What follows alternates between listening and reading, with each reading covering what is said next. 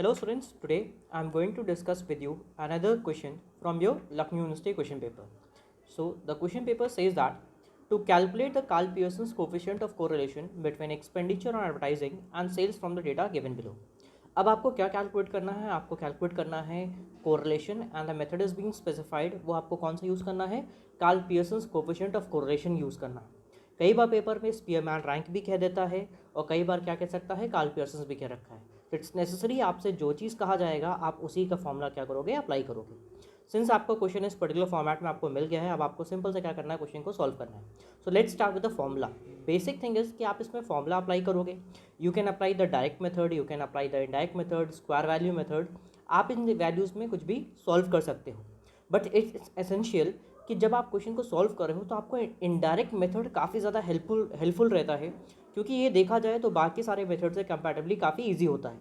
हो सकता है कई सारे बच्चों को एक बार फॉर्मूला याद करने में दिक्कत आए, लेकिन अगर आपने एक बार इनडायरेक्ट मेथड का फॉर्मूला आपने याद कर लिया होगा तो आपको फिर क्वेश्चन सॉल्व करने में कोई भी दिक्कत नहीं आएगी.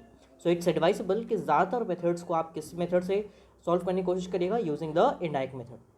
इनडायरेक्ट मेथड के देखिए मैंने सामने फॉर्मूला लिखा है and the formula is like in this manner. ये आपका फॉर्मूला दे रखा हुआ है. तो फॉर्मूला क्या है? R equals to summation D X D Y minus summation D X into summation D Y upon N.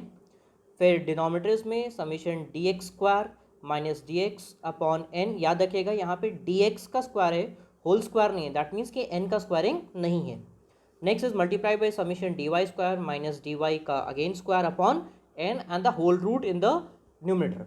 अच्छा, आप चाहो तो ये वाला फॉर्मूला यूज़ कर सकते हो और you can use the formula this one. ये दोनों फॉर्मूले में से कोई भी यूज़ कर सकते हो. ये थोड़ा कैलकुलेशन, क्योंकि आपके पास कैलकुलेटर रहता है तो आप इजीली सॉल्व कर सकते हो. मल्टीप्लिकेशन का केस होता है तो यहाँ पे जो आपका सॉल्यूशन होगा वो काफ़ी इजी तरीके से हो सकता है. तो I usually prefer this formula. आप सॉल्व करने से पहले आपको देखिए क्या क्या चाहिए होगा ताकि आपको कोई भी कैलकुलेशन में दिक्कत नहीं है. सबसे पहले आपको N, that is real number observation, आपको इजीली निकाल सकते हो. फिर दूसरी चीज़ आपको क्या चाहिए होगा, डी एक्स डी वाई, ये ध्यान रखिएगा. नेक्स्ट आपको क्या चाहिए, डी एक्स चाहिए और एक क्या चाहिए, डी वाई चाहिए. तो डी एक्स क्या हो गया, deviation from assumed mean. D Y क्या हो गया, deviation from assumed mean for Y series. ये एक्स सीरीज का डेविएशन हो गया और ये आपका वाई सीरीज का डेविएशन हो गया. उसके बाद जो आपको चाहिए वो चाहिए डी एक्स स्क्वायर चाहिए और एक क्या चाहिए, डी वाई स्क्वायर. तो टोटल कितने वेरिएबल्स चाहिए, 1 2 3 4 एंड 5. बस 5 कॉलम की अगर वैल्यूज़ आप निकाल लो और you just have to place the values in this particular formula. बस आपको इन वैल्यूज़ को कैलकुलेट करके इस फॉर्मूले में क्या कर देना होगा, प्लेस कर देना होगा. Let's start with our solution. तो आपका सॉल्यूशन कुछ इस तरीके से सॉल्व होगा. देखिए मैंने सॉल्व यहाँ पे दे रखा है.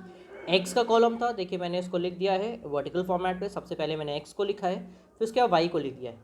डी वाई निकालने के लिए आप कुछ भी वैल्यू को यूज़ कर सकते हो. मैंने फिलहाल 75 को अज्यूम्ड रखा है. I have taken 75. देखिए मैंने सर्कल किया हुआ है 75. तो अब हम क्या करेंगे, x माइनस 75, दैट मीन्स कि 39 माइनस 75, 65 माइनस 75. इस तरह से हमने पूरा कॉलम कैलकुलेट कर लिया है. तो मेरे पास क्या आ गया है, समीशन डी एक्स आ गया है. डी एक्स का ही हमने स्क्वायरिंग कर दिया है तो हमारे पास देखिए क्या वैल्यू आ गई है, समीशन डी एक्स स्क्वायर आ गया है. सिमिलरली मैंने क्वेश्चन में y को जो वैल्यूज़ थी वो हमने नोट डाउन कर ली. इस बार मैंने 60 को अज्यूम रखा है. दैट मीन्स कि y माइनस 60 से हम क्या कैलकुलेट करेंगे, डी वाई. उसके बाद डी वाई का स्क्वायर, यानी कि इसी वैल्यू का आपको क्या करना है, स्क्वायर. 13 का स्क्वायर कितना होता है, 169. 7 का स्क्वायर कितना होता है, 49. 2 का स्क्वायर कितना होता है, 4. ऐसे से करके हमने क्या वैल्यू कैलकुलेट कर ली है, D Y square. And at the end आपको क्या करना है, डी एक्स डी वाई. तो उसके लिए क्या करेंगे, D Y multiplied by D X. इन दोनों का ही प्रोडक्ट निकाल करके आप कहाँ लिख दोगे, यहाँ पे निकाल दोगे. And at the and you can get the final values. तो आपके पास फाइनल वैल्यूज देखिए मैंने नीचे ये सब की फाइनल वैल्यूज़ मैंने यहाँ पे लिख दी है. This is the basic calculation. आप इजिली आराम से कैलकुलेटर यूज़ करके कर सकते हो. Now we have to just place the values in the formula. तो मेरे पास ये फॉर्मूला देखिए था ही, मैंने ऊपर लिखवाया था आपको. बस उसी में मैंने अपने वैल्यूज़ को प्लेस कर दिया. देखिए ये फॉर्मूला था, नंबर ऑब्जर्वेशन हमारे पास 10 थे. समीशन डी एक्स वाई देखिए कितना है, 2104. देखिए into multiply by 2104. Summation D X and D Y, D X कितने का है, -100 और डी वाई कितने का है, +60. तो देखिए हमने वो क्या -100 इंटू 60 किया है कि नहीं किया है. उसके बाद नीचे क्या था, n 10 है. डी एक्स स्क्वायर की वैल्यू कितनी है, 6398. और आपका फिर डी एक्स का स्क्वायर देखिए -100 का, उसके बाद मैंने स्क्वायर में प्लेस कर रखा है. यहाँ पे भी वही देखिए सेम चीज़ है, या n नंबर ऑब्जर्वेशन. ये आपका डी वाई का स्क्वायर देखिए कितना है, 2584. माइनस करेंगे डी वाई का स्क्वायर की वैल्यू देखिए हमने कितना, डी वाई का कितनी वैल्यू थी, 60 थी. और डी वाई का स्क्वायर कितना होगा उसके हिसाब से हमने सॉल्व कर दिया. सिंपल कैलकुलेशन के हिसाब से पूरा क्वेश्चन हमने सॉल्व कर लिया. And at the end we get the final answer as 0.434. So in this manner you are going to solve these particular practical. तो और भी मैं आपके साथ वीडियोस को शेयर करता रहूँगा प्रीवियस के पेपर के बिहाफ पे। You just need to solve the practicals on a continuous basis. So thank you students and take care.